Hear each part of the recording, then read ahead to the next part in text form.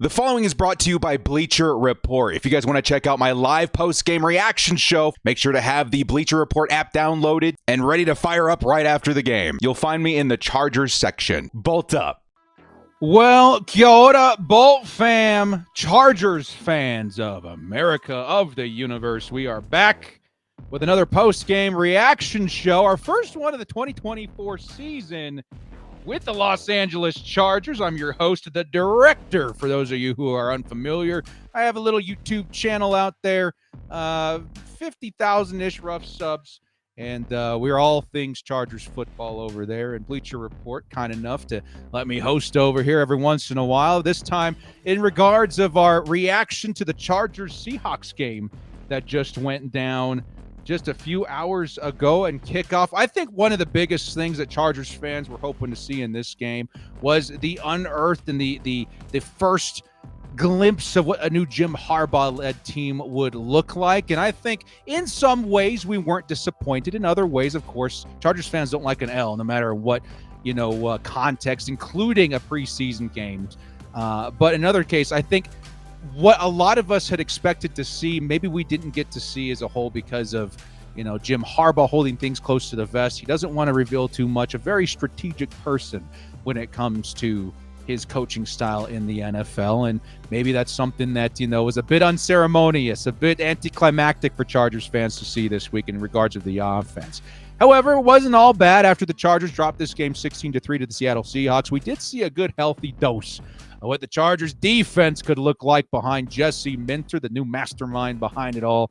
And I don't think it disappointed, man. I think, again, trying to take something good out of something that maybe was a little lackluster, disappointing in terms of the score, it would be the defense, man. They got a lot of time out there, so much so it was starting to bug me at one point in the game. The Seattle Seahawks had darn near twice the time on the field of their offense than the Chargers did. It was like 20 minutes to 40 minutes just about. And it helped me feel like there wasn't enough reps out there for the offense for me to feel comfortable that we got a good dose of what could be and what to work around when going back to practice on Monday. There's a lot, man. There's a lot that I feel the Chargers offense could have done to help themselves out, to keep themselves on the field, help the defense out a little bit in terms of getting them off the field as well. But let's go over a couple of the things that I feel the Chargers did right, a couple of things that I think they're going to need improvement on, and some of the things that, of course, you're going to see repercussions of in training camp this upcoming, or should say in practice this upcoming week, man, because you bet your butt there's going to be some conversations to be had, especially regarding particular positions like QB2. I think a lot of Chargers fans were hoping to see some quarterback change a little sooner than we ended up seeing in this game. Let's go ahead and put some of the scores out here on the screen for you guys to see.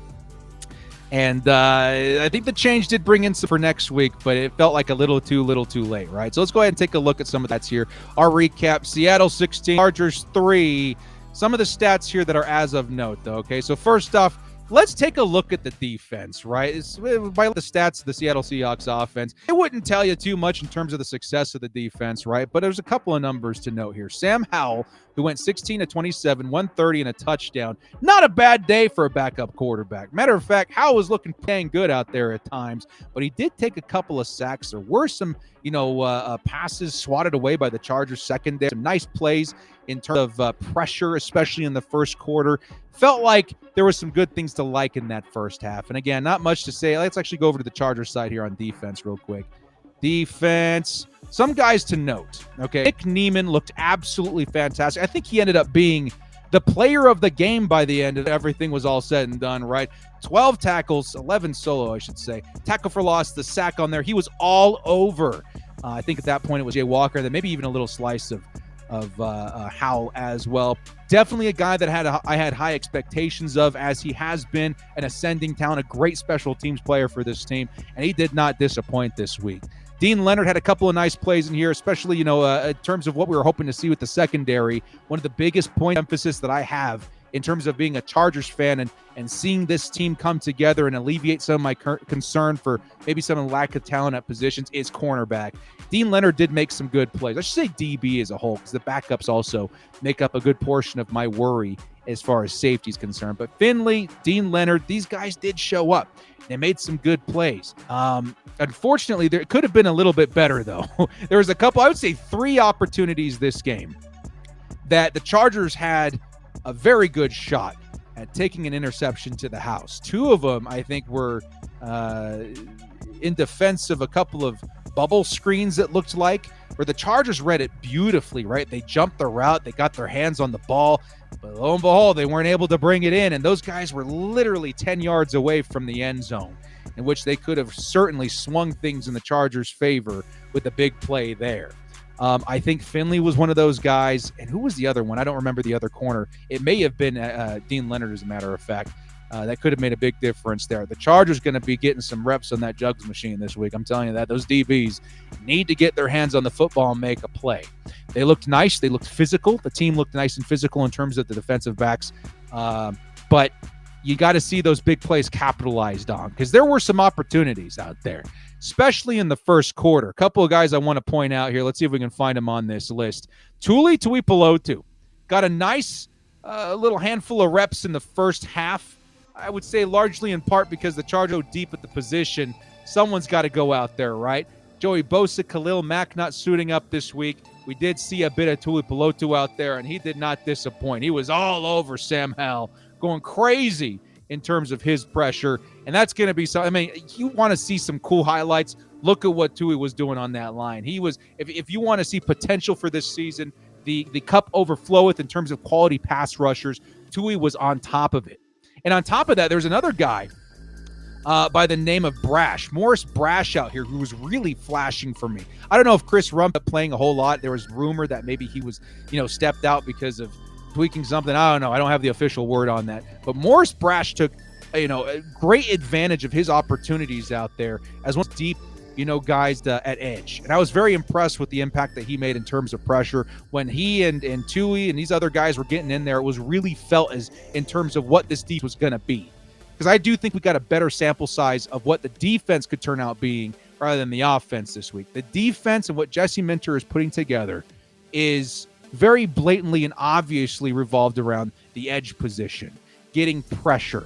It all starts at the edge position. Even with the backups. Was Bud in there too? I think I saw Bud making some plays. I can't say so for certain. But those guys were in there causing havoc. I don't know, in largely due part because of Jesse Minter's system, because the individual talent of the player, maybe a combination of both. That had a ripple effect on the defense in the first half especially, even in the second half a little bit.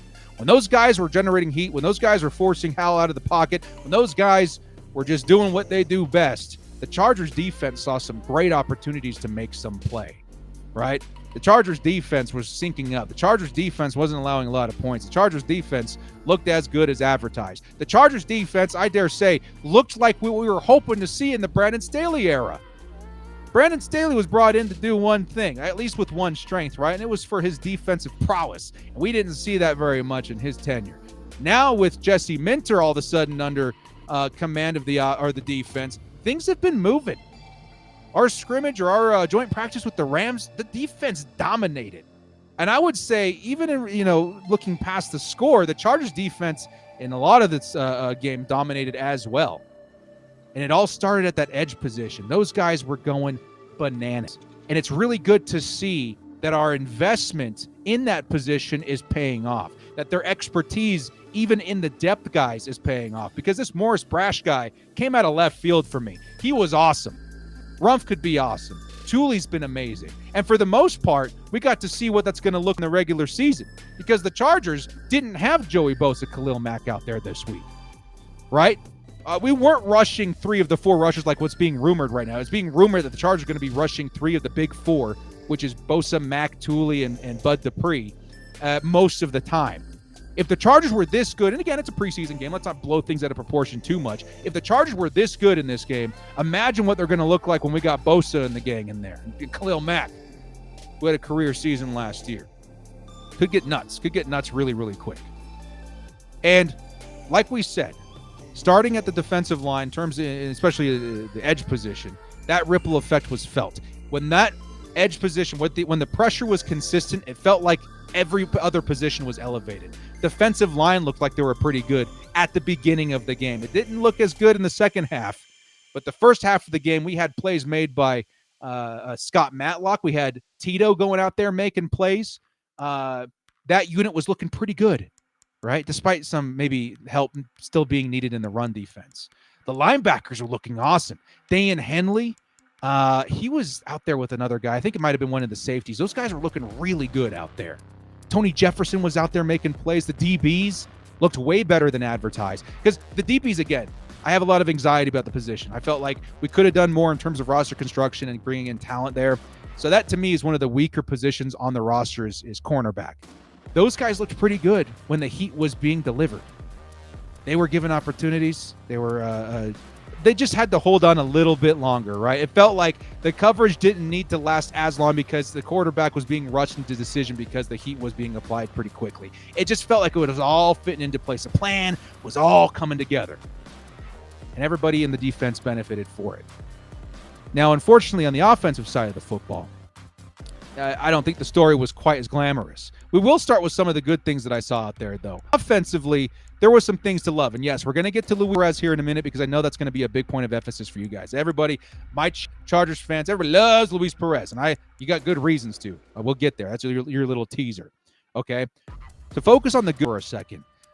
This guy here, Jarrett Patterson, actually not looking too bad. And something to note right now is that Patterson was the first running to start getting carries in this preseason game, which might be telling. It might be significant. We didn't see a carry by Isaiah Spiller until I think the second half, right?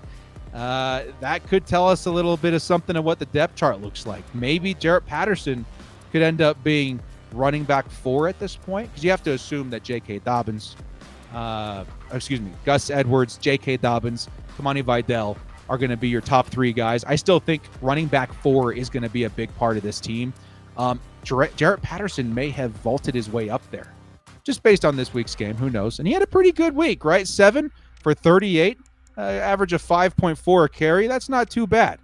That was helped largely in part by, I'll say it right now because it was something that I was overlooking. I kept trying to look for it, but we're football fans. It's hard to pay attention to the offensive line.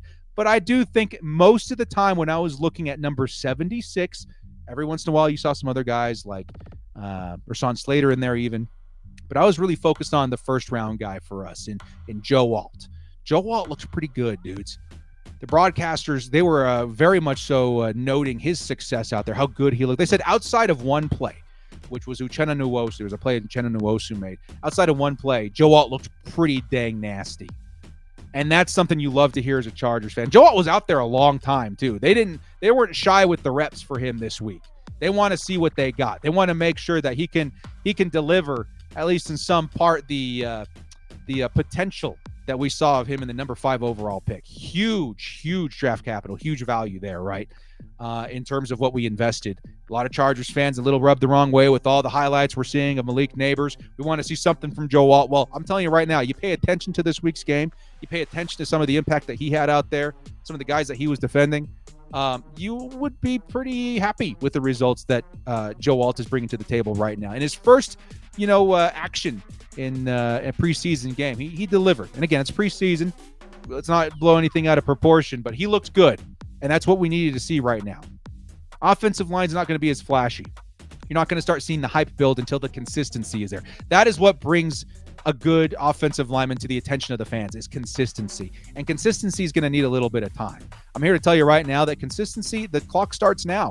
He looked good. He looked really good this week. And we're going to be paying more attention to him next week, see how much time he has on the field next week, because when he was out there, the Chargers looked pretty good, at least at his position, on his side.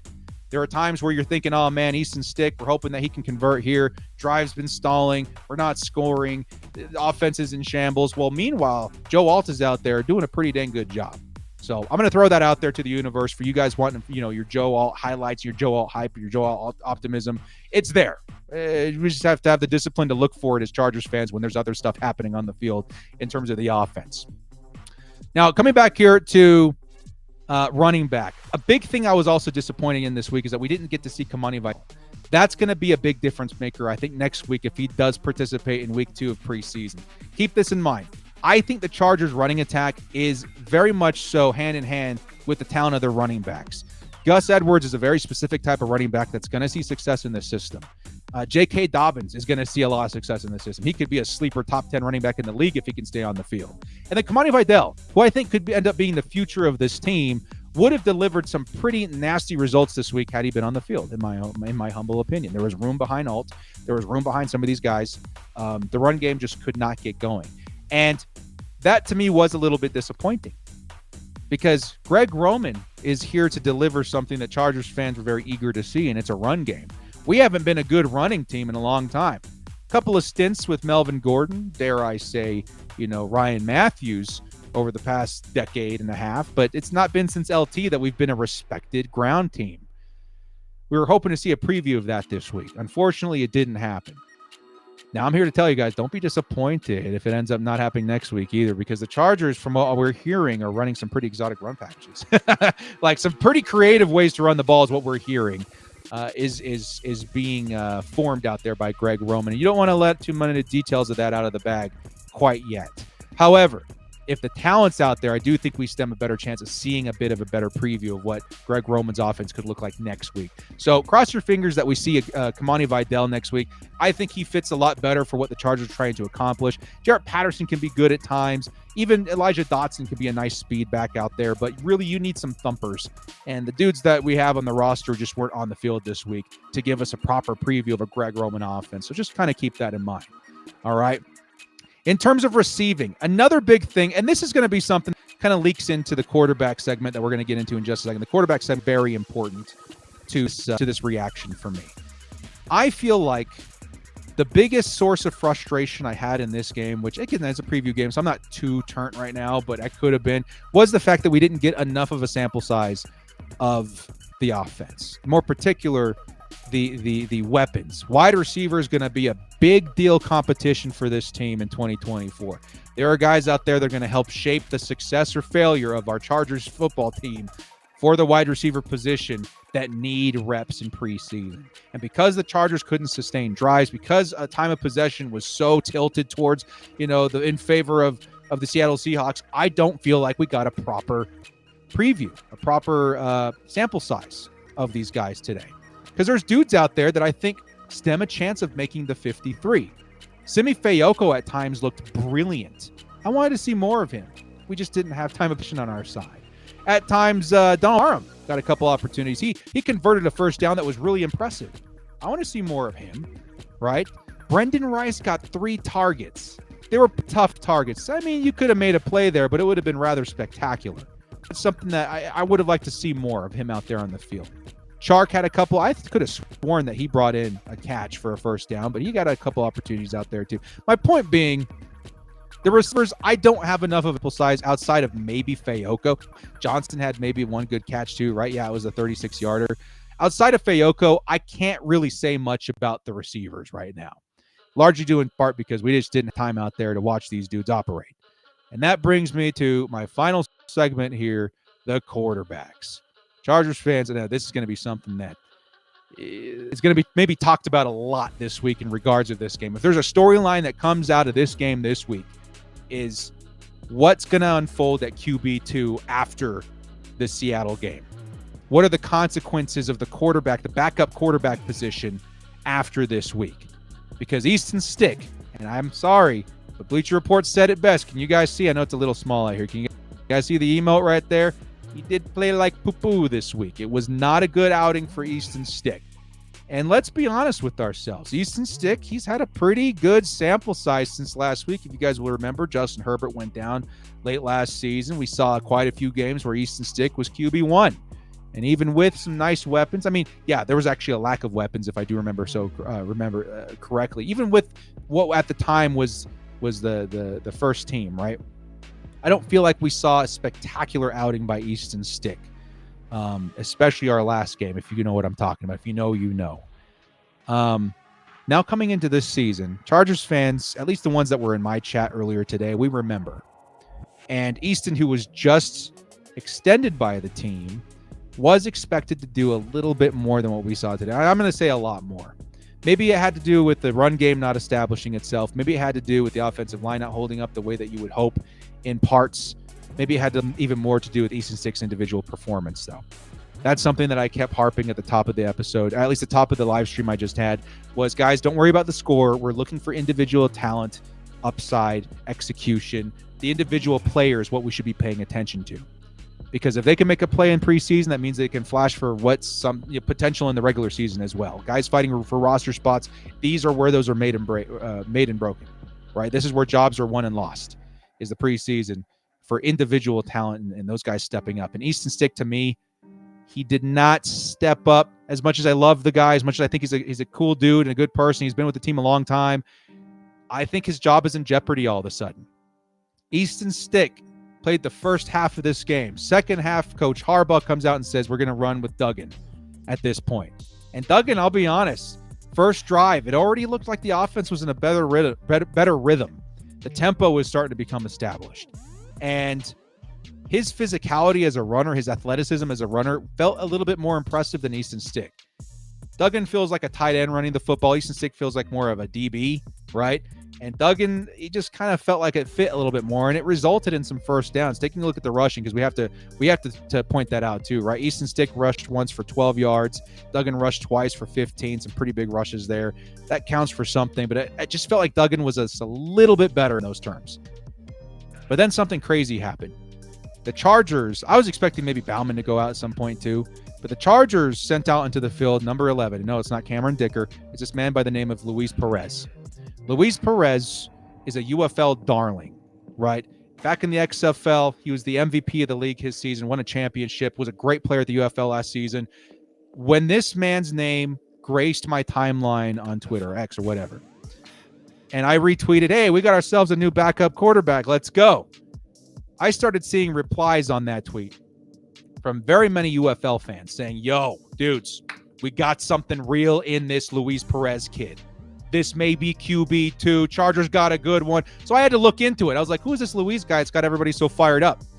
So I went out and found some highlights. I posted them on my timeline. And I was like, hey, yeah, I see it, dude. This guy's got some nice pocket presence, some crazy accuracy, really good arm, right? This guy's, I don't know what to say, man. Like, he does have that hidden gem, that QB2 potential right off the bat. And we got to see it firsthand this week. I know that the rate's going to be here. I mean, he was taking a lot of shots. He was thrown in late. A lot of really dire situations. Offensive line was folding and collapsing every 2 seconds. Perez didn't have a whole lot to work with in terms of time in the pocket. But despite that, he was taking shots, man. I don't mean, sacks. I mean, he was tossing that thing downfield. I'm going to say this right now. If Cornelius Johnson was out there in that first drive, I think we score a touchdown.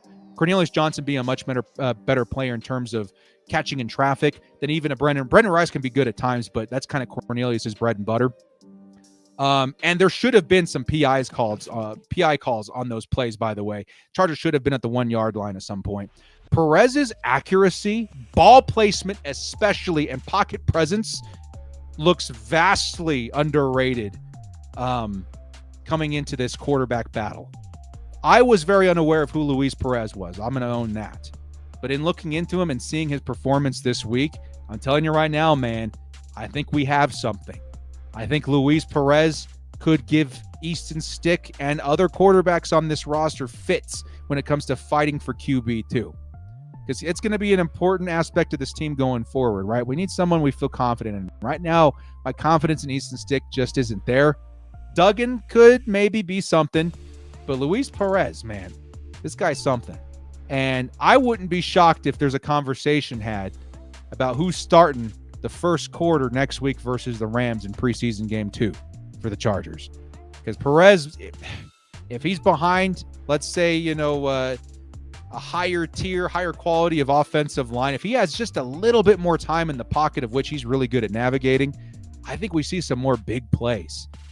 I think we see some of that arm talent on display. I think we see some of what made him special in the UFL on display for Chargers fans to see. So I'm going to say it right now, man. I mean, the Chargers quarterback battle, it's going to be a hot topic. You're going to hear some words from Jim Harbaugh if you're in that QB room on Monday. But if you want to pull something good out of there, we got a last-second shot of hope from a guy named Luis Perez, an undrafted guy, a UFL guy that could end up being a gem. Everybody tried to tell me, and I was excited, but it really wasn't until I saw him in this game that I became a believer. And everyone's going to say, well, he kind of fizzled out in the second attempt or second drive or whatever. Nah, they were really throwing him up against the wall, right? That situation was pretty, not in his favor. But he looked really good in terms of those traits: ball placement, pocket presence, accuracy, especially velocity on the ball. It just felt pretty good. I don't know, man. I'm excited to see more of him next week. Well, guys, thank you so much for joining me in my first post-game reaction show here on Bleacher Report for the 2024 season. Certainly been an exciting one, and I know everyone's not super hyped because the score could have been better. But I'm telling you right now, there are good things to be taken away from this game. The defense looked really, really good, especially in the first quarter in terms of pressure. Edge rushers were all over it. DBs were taking advantage. Linebackers looked solid. Good first half, right? Luis Perez came in the second half, gave us a lot of hope on the offense. We saw big plays by guys like Simi Fayoko and potential from, guys, again, just because Brendan Rice didn't bring in a pass this week doesn't mean that he isn't good. I saw several plays where I'm like, Brendan's open. He has a touchdown right there that he just wasn't getting the ball. So there's good things to be seen. The more we rewatch this game and rewatch some of the work on the offensive line, defensive line, running from the receivers, availability there, the more I think we're going to see some optimism from this game, but also blueprints on how to improve, because there's going to be conversations had this week. Competition's going to be a big point of emphasis in terms of depth, in terms of, even roster construction now on the starters. Who's getting reps, who's not. It's all coming to the surface, and it really does start here with week 1 of the preseason.